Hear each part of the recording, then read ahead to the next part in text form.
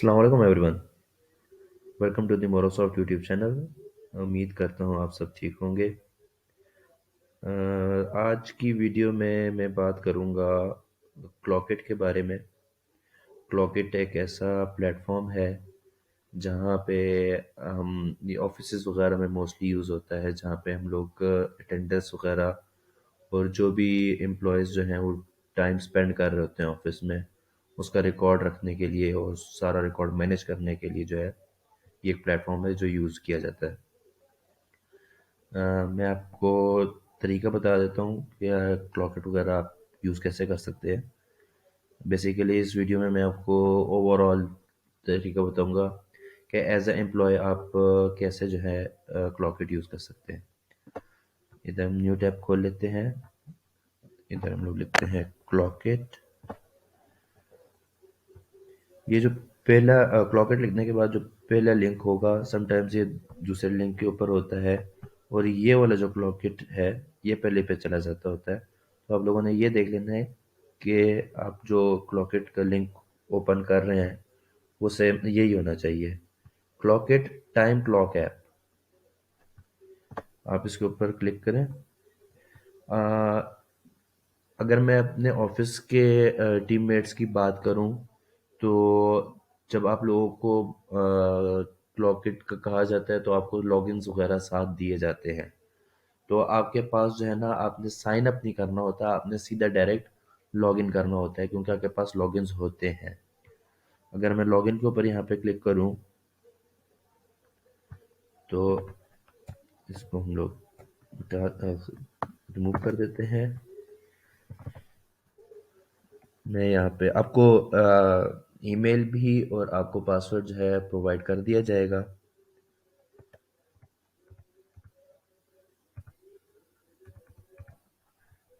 Login, I hope मैंने password गलत ना डाला हो। ये एक डेमो अकाउंट है। नेवर। तो इस तरह आपका अकाउंट शो होता है जब आप लॉगिन होते हैं। ठीक है। इसमें आप देख सकते हैं, यहाँ पे आपका पूरा कैलेंडर शो हो रहा है और इसके अंदर आपका टाइम भी शो हो रहा है। For instance Tuesday first date, आपने 8:51 AM के ऊपर आपने लॉगिन किया या आपने पंच इन किया। लॉगिन नहीं बोलूँगा, पंच इन बोलूँगा क्योंकि हम लोग ये जो प्लेटफॉर्म है ये हमारे जो है जो डिवाइस होती है जिसमें हम लोग थंब इम्प्रेशन लगा रहे होते हैं उसके साथ कनेक्टेड होती है। तो जब आप उधर थंब इम्प्रेशन लगाते हैं तो यहाँ पे जो है ना डेटा वो रिकॉर्ड हो रहा होता है। समटाइम्स होता है कि डेटा फैच करने में थोड़ा टाइम लग जाता होता है, लाइक 1 और 2 और मे बी 3 to 4 hours भी लग जाते हैं। तो उस चीज़ के लिए ये परेशान नहीं होना है कि अगर आप ये देखें कि उधर आपने पंच इन किया या आपने जो है अपना थंब इम्प्रेशन लगाया लेकिन आपके पास यहाँ पे डेटा शो नहीं हो रहा, आप आगे फ़ौरन देखते हैं और डेटा शो नहीं होता, तो इसमें कोई इशू की बात नहीं होती है। थोड़ा सा टाइम लग जाता होता है डेटा को फैच होने में। तो 8:51 के ऊपर आपने पंच इन किया और आपने 6:05 पे PM पे आपने पंच आउट किया। अगर आपको और डिटेल में जानना है तो आप इसके ऊपर एक लेफ्ट क्लिक करेंगे तो आप यहाँ पे देख सकते हैं कि 8:51 AM के ऊपर स्टेटस है इनका और 6:05 PM पे है आउट का स्टेटस। ये आपको यहाँ पे ये भी साथ बताएगा कि आपका जो ये स्टेटस है ये किस तरह, मतलब आपने डिवाइस के थ्रू पंच इन किया है या आपने करेक्शन रिक्वेस्ट सेंड की है। मैं आपको करेक्शन रिक्वेस्ट भी बताऊंगा कि आगे कैसे करेक्शन रिक्वेस्ट सेंड करते हैं। और इसके अलावा एक और तरीका होता है, अगर मैं इसको क्लोज कर दूं तो यहाँ पे लिखा हुआ है पंच इन। ये पंच इन का ऑप्शन इसलिए होता है कि कुछ लोग होते हैं जो समटाइम्स घर से काम कर रहे होते हैं, वर्क फ्रॉम होम होता है। आफ्टर कोविड जो है ये काफ़ी आम भी हो गया हुआ है। कुछ कंपनीज हाइब्रिड के ऊपर जा रही हैं और कुछ समटाइम्स ऐसी सिचुएशन हो जाती होती है कि आप जो है वर्क फ्रॉम होम कर रहे होते हैं तो आपने अपना टाइम रिकॉर्ड तो रखना ही है कि आपने कितनी देर काम किया है। तो आप यहाँ से पंच इन करेंगे, फॉर एग्जांपल मैं यहाँ से करता हूँ,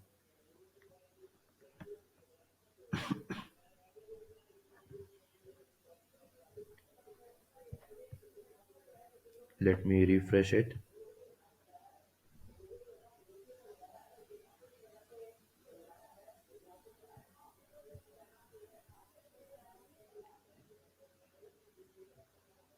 ये देखें, ये स्टेटस हो गया चेंज। पहले पंच इन लिखा हुआ आ रहा था, अब यहाँ पे लिखा आ रहा है कि पंच आउट।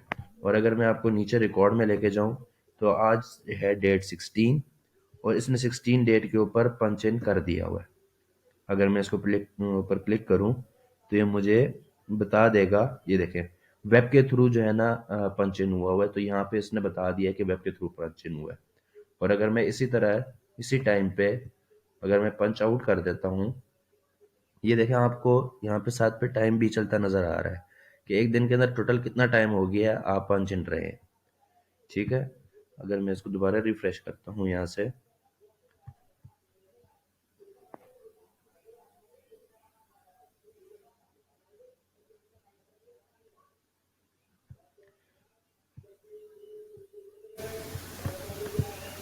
ये आप देख सकते हैं कि पंच आउट भी हो गया है। 10:19 के ऊपर पंच इन हुआ है, और 10:20 पे पंच आउट हो गया है।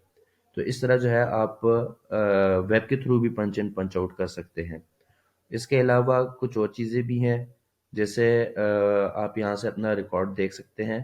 Work hours required, work hours required होता है, हम लोग को होता है यहाँ पे कि 9 घंटे हमारे जो है एक दिन के अंदर हमने काम करना होता है, उसके अंदर 1 घंटा जो है हमारी ब्रेक होती है। लेकिन हम उस ब्रेक को जो है ना कंपनसेट कर रहे होते हैं।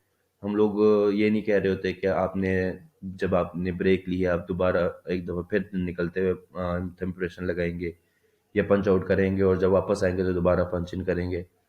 रिलैक्स इन्वायरमेंट है, तो हमने जो है सिंपली 1 घंटा इसके अंदर ज़्यादा डाल दिया हुआ है। तो आपको उस तरह इजी होगा। तो अगर मैं यहाँ से एक फ़िल्टर लगा दूँ, फॉर एग्जांपल, सिर्फ एग्जांपल के तौर पर, मुझे रिकॉर्ड चाहिए फ्रॉम 1 नवंबर टू 8 नवंबर, ये चलें 7 नवंबर कर लेते हैं, पूरे एक वीक का हो जाएगा। Sorry, from 1 November to 7 November apply. तो यहाँ पे इसका रिकॉर्ड चेंज हो गया। सिर्फ एक हफ्ते के अंदर 75 आवर्स रिक्वायर्ड हैं कि आपने इतना काम करना है, इतने घंटे। और यहाँ पे बताएगा कि आपने इतने घंटे काम कर लिया हुआ है। ठीक है, और जितना अगर आपका 75 आवर्स से ऊपर आपने काम किया हुआ है, तो यहाँ पे आपका ओवर टाइम शो होगा। राइट, अब समटाइम्स कुछ मिस्टेक्स हो जाती होती हैं पंच पंच इन पंच आउट के टाइम पे। समटाइम्स आप जब आते हैं उस टाइम डिवाइस हैंग हो जाती है, या कोई भी इशू हो जाता होता है, जिसकी वजह से आप पंच इन नहीं कर सकते, या आप जब जा रहे होते हैं तब कोई ऐसा इशू आ जाता है कि आप पंच आउट नहीं कर पाते हैं। तो उसके लिए जो है ना आप करेक्शन रिक्वेस्ट सेंड कर सकते हैं। जैसे मिसाल के तौर पर यहाँ पे एक ऑलरेडी एक करेक्शन की ज़रूरत है कि यहाँ पे पंच इन हुआ है लेकिन पंच आउट नहीं है। तो आप नीचे आएंगे, यहाँ पे लिखा हुआ है करेक्शन रिक्वेस्ट, आपने इसके ऊपर क्लिक करना है। अब आपने देखना है कि आपने कौन से डेट की करेक्शन भेजनी है। अब मुझे 3 नवंबर की करेक्शन भेजनी है। आप इस ऊपर क्लिक करेंगे। ठीक है, अब मिसाल के तौर पर मैं उस दिन, अगर फॉर एग्जांपल के तौर पर हम मैं निकला 6:15 पे। जैसे आप ऐड पंच करेंगे, नीचे स्क्रॉल करें। अच्छा, ये जो सेक्शन है ना, ये आपने ज़रूर फिल करना है। ये स्टैरिक लगा हुआ है, स्टैरिक मीन्स आपने ये ज़रूर फिल करना है। आप यहाँ पे एक छोटी सी लाइन में अपने एक छोटी सी ब्रीफली बता दें कि क्या इशू हुआ था। For example, at that time device was not working।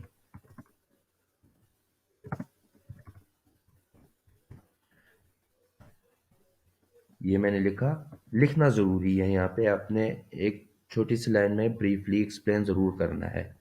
अगर आप इस सेक्शन को खाली छोड़ेंगे तो मैं आपको एग्जांपल के तौर पे बता भी देता हूँ। तो ये करेक्शन रिक्वेस्ट के ऊपर आप क्लिक ही नहीं कर पाएंगे। जब आप यहाँ पे लिख लेंगे तब आप जो है ना करेक्शन रिक्वेस्ट के ऊपर क्लिक कर सकेंगे।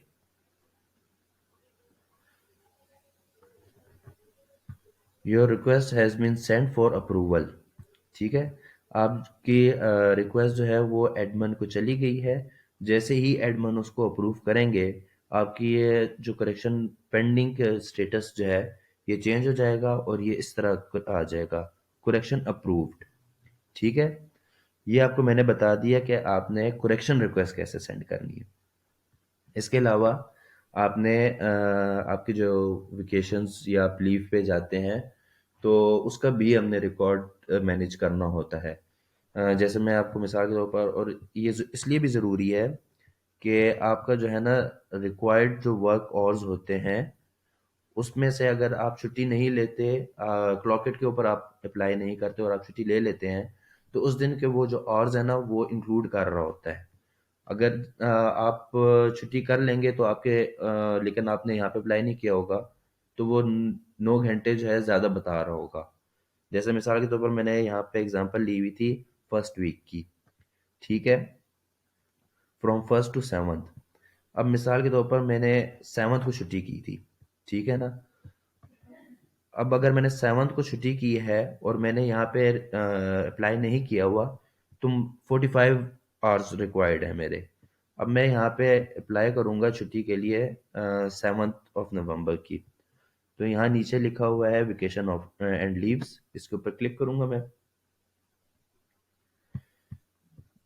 इधर से आएंगे, इधर से हम टाइप चूज करेंगे, हम मंथली लीव कर रहे हैं। हमारी पहली छुट्टी है मंथ की, हम इसलिए मंथली लीव करेंगे। आपकी कंपनी में जितनी भी छुट्टियां अलाउ होती हैं उन डेट्स के लिए आपको मंथली लीव सेलेक्ट करना है। अगर उससे ज़्यादा कर रहे हैं तो फिर आपको मंथली एक्स्ट्रा लीव सेलेक्ट करना होगा। मंथली लीव अभी सेलेक्ट करते हैं, यहाँ से ड्यूरेशन डाल देते हैं। फ्रॉम 7 नवंबर टू 7 नवंबर, एक ही दिन की छुट्टी चाहिए, इसलिए दोनों जगहों पे सेम डेट होगी। अगर मैं यहाँ पे इसको 8 कर देता हूँ तो ये 2 दिन की छुट्टी हो जाएगी मेरी। इसलिए आपको 7 to 7 अगर एक दिन की कर रहे हैं आप। नीचे आए तो आप यहाँ से मंथली लीव सेलेक्ट करें, तो आपके पास टेम्पलेट पड़ा हुआ है, सिलेक्ट टेम्पलेट। अगर आप मंथली लीव कर रहे हैं तो मंथली लीव के ऊपर क्लिक करेंगे। यहाँ पे टेम्पलेट एक ऑलरेडी बना हुआ है, आप इसको अपने हिसाब से फिर कस्टमाइज कर लें और यहाँ से अप्लाई कर दें।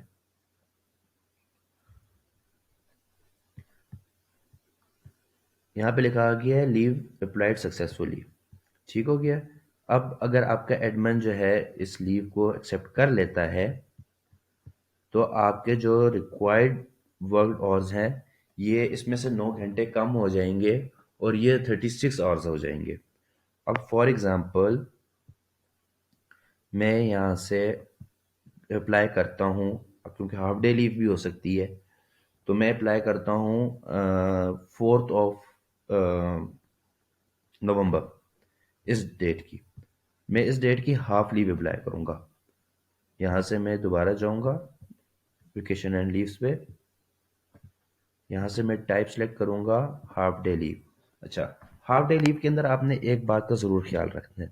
जब आप हाफ डे लीव सेलेक्ट करेंगे आपने इस सेक्शन को यस ज़रूर करना है। बहुत सारे लोग हैं जो कि हाफ डे लीव अप्लाई करते हैं लेकिन इस सेक्शन को यस में चेंज नहीं करते हैं। आपने चाहे यहाँ से सेलेक्ट किया हो कि आपने हाफ डे लीव का टाइप जो है आपने सेलेक्ट की हुई है, लेकिन यहाँ से आपने हाफ डे लीव सेलेक्ट नहीं की तो आपकी जाएगी पूरे दिन की ही लीव जब तक आप इसको यहाँ से यस नहीं करेंगे। अब मैं अगर आपको बताऊं तो आपने इस तरह का टेम्पलेट पहले भी देखा होगा जब हम मंथली लीव का कर रहे थे, लेकिन जैसे ही हमने इसको यस पे किया तो ये चेंज हो गया क्योंकि हाफ डे लीव एक ही दिन में हो सकती है। तो हम अप्लाई कर रहे हैं फोर्थ के लिए, 4 नवंबर। टेम्पलेट हम लोग यहाँ से हाफ डे लीव का सिलेक्ट करेंगे, एग्जाम्पल है तो हम उसको ऐसे ही रहने देंगे और अप्लाई।